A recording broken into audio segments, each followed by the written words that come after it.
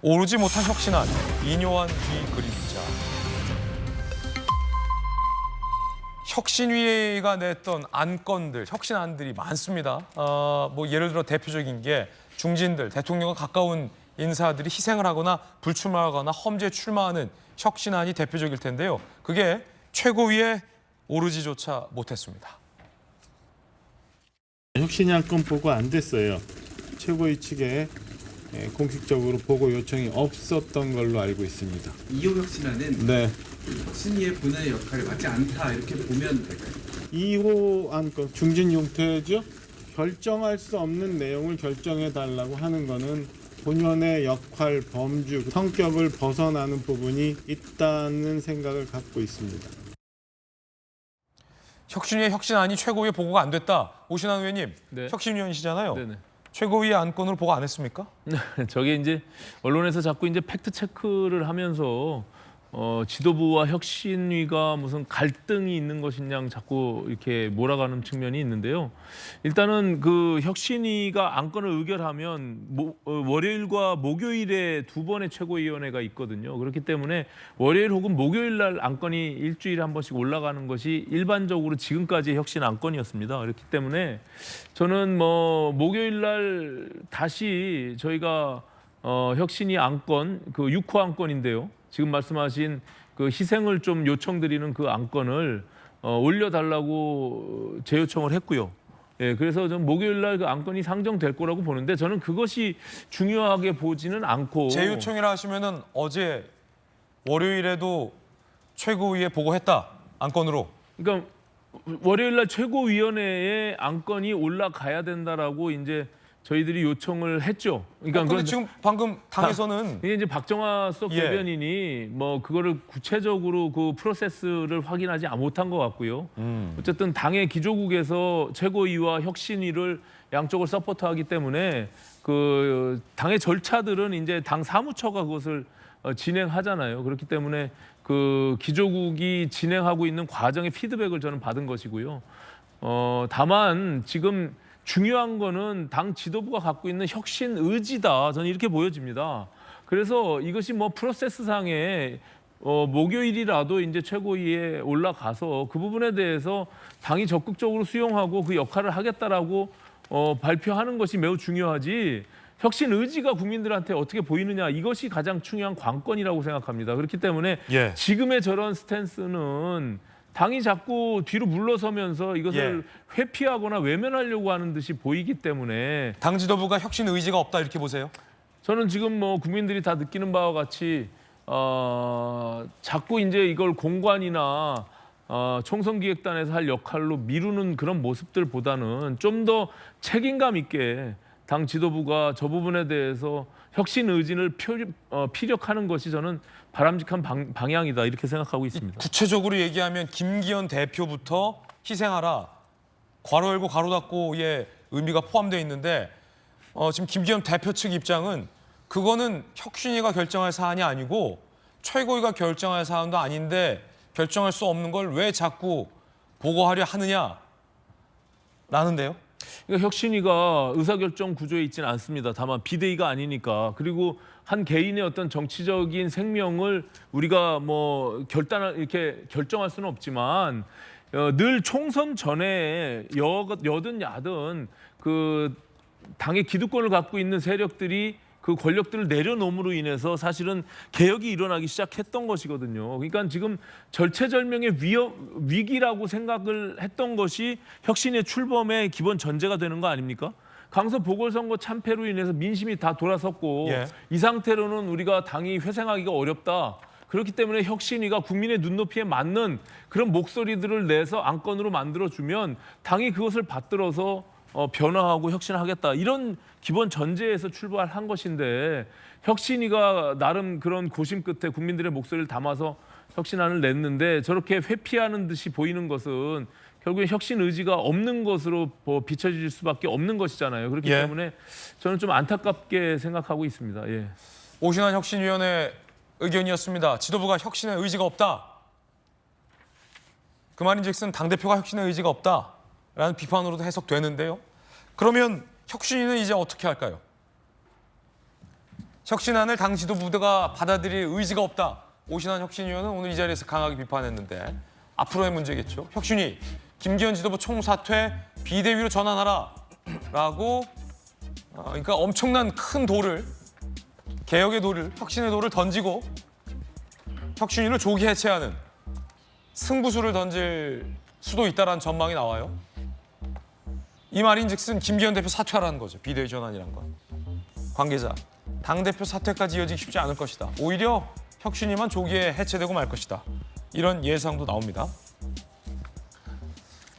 혁신위가 강경 승부수를 던질 것이다. 그래봤자 혁신위만 해체될 것이다. 여러 가지 전망들이 나오고 있습니다. 그 가운데 혁신위 배우설까지 아마 당 지도부 관계자인 것 같은데 제기했습니다.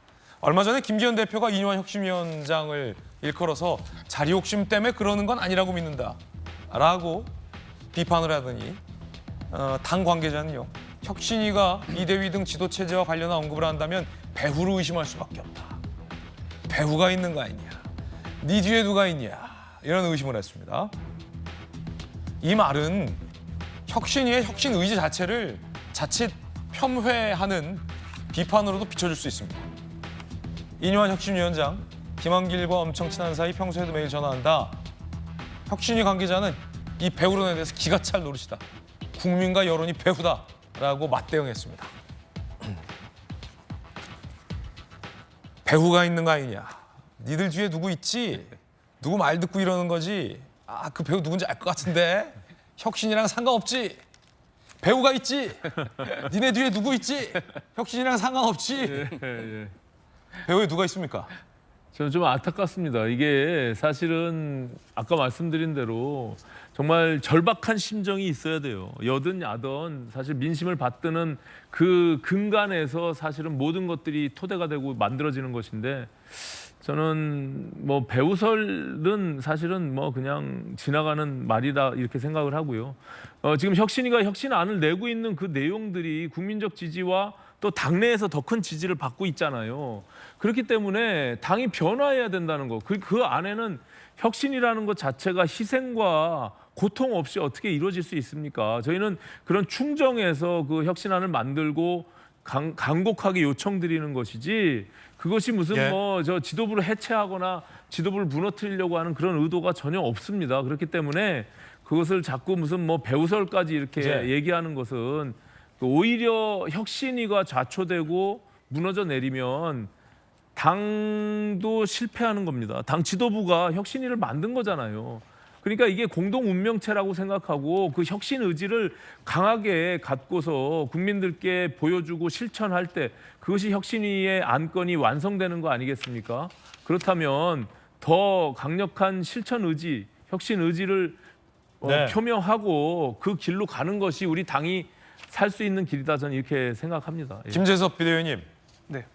이 배우설은 정말 너무 간 것 같고 이렇게 배우설 얘기하자면 이건 굉장히 감정 싸움으로 비춰줄 수 있기 때문에 누가 얘기했는지 몰라도 굉장히 잘못 얘기했다라는 비판 여론이 지배적입니다. 당내에서도. 다만 이 모양새가 좀 이렇게 됐어요. 김기현 대표가 강서 선거 패배 이후에 본인의 리더십의 한계를 인정하면서 혁신위를 띄우고 정권을 주겠다고 했지만 혁신위가 본인의 거취를 요구하자 응답 안 하고 조기 해산시키는 모양새가 돼버렸는데 또 정반대의 김기현 대표 측 입장에서는 혁신을 하라고 했더니 공관위원장직으로 공관위원장 임명해달라라고 요구하는 걸 어떻게 수용할 수 있겠냐라는 반론도 나옵니다. 그 공관위원장을 요구했다라는 이야기를 조금 더 잘 뜯어보니까 혁신위원회가 지금까지 내놨던 1호, 2호, 3호 안에 대해서 지도부가 전혀 받는 모양새가 안 되다 보니까 그렇다면 우리가 매듭을 질 수 있게끔 해라. 차라리 공관위 자리를 주면 그 매듭을 질 수 있지 않느냐라는 취지에서 나온 걸로 해석이 돼서 저는 실제로 인요한 위원장이 본인에게 공관위원장 자리를 달라고 요구한 건 아니라고 알고 있습니다. 저는 그런 의미에서 이 공관위 자리 자체에 대해서 혁신위의 가치를 폄훼할 필요는 저는 없다고 보고요. 오히려 저는 이런 생각이 듭니다. 이 혁신위원회가 강서구청장 참패 이후에 떴고 그 이후에 꽤 많은 시간이 흘렀거든요. 그럼 혁신위가 지금까지 이런저런 안들을 내놨는데 그 안이라고 하는 것이 사실 국민들이 공감 못할 내용들은 아니에요. 중진 험지 출마라든지 불출마라든지 청년들에게 좀 많은 기회를 줘라라는 이야기인데 늘상 선거 때마다 나왔고 그것이 또 필요한 시기이기도 합니다. 근데 지도부가 꽤 오랜 시간 동안 혁신위가 내놓았던 안들을 이제 와서 안 받아버리면, 안 받을 수 있죠. 안 받아버리면 그러면 혁신위가 해체됐을 때 그 역풍을 또 고스란히 국민의힘이 다 받아야 된다는 거거든요. 그럼 혁신위는 뭐하러 띄웠느냐? 혁신위는 지금 시간 끌기 위해 띄운 거 아니냐라는 비판이 대번에 나올 수밖에 없는 겁니다. 저는 그런 의미에서라도 지도부가 혁신위 안을 안 받을 수가 있지만 그 이후에 이뤄질 후폭풍을 생각해 보면 예. 차라리 혁신위가 내놓은 안들 몇 개를 적극적으로 수용해서 우리 지도부가 정말로 혁신할 예. 겁니다라는 인상을 보여주는 것이 국민의힘에게도 저는 좀 좋을 거라고 봅니다. 두 분 다 지도부를 비판했습니다. 홍준표 대구시장이 현재 돌아가는 상황에 대해서 이렇게 쓴소리했습니다. 인요한 혁신위는 당내 기득권에 막혀서 해체될 위기고 이준석은 눈앞에서 아른거리면서 앞길을 막는구나. 대통령실 인사들은 모두 양지를 찾아 떠나고 첩첩산중에서 나홀로 백척간두에 섰으니 다가오는 엄동설안을 어찌할꼬. 시조를 읊었습니다. 뭐 요한이도 가고 대통령실 인사도 가고 현재 돌아가는 당 상황에 대해서 아주 위트 있게 지적을 했습니다. 그런가 하면 6개 부처 장관들이 교체됐는데 한동훈 장관은 유임됐습니다. 자, 교체 리스트에 한동훈은 없었어요. 그러면 한동훈 장관만 나중에 원포인트로 교체하는 것이냐라는 궁금증이 나오는데 연말 연초 교체가 유력하다 얘기 나옵니다. 전문가들은 윤 대통령에게는 지금은 한동훈 장관이 필요하다, 올라운더 리베로다라며 지금 내놓긴 이르다라는 전망도 하고 있는 상황입니다.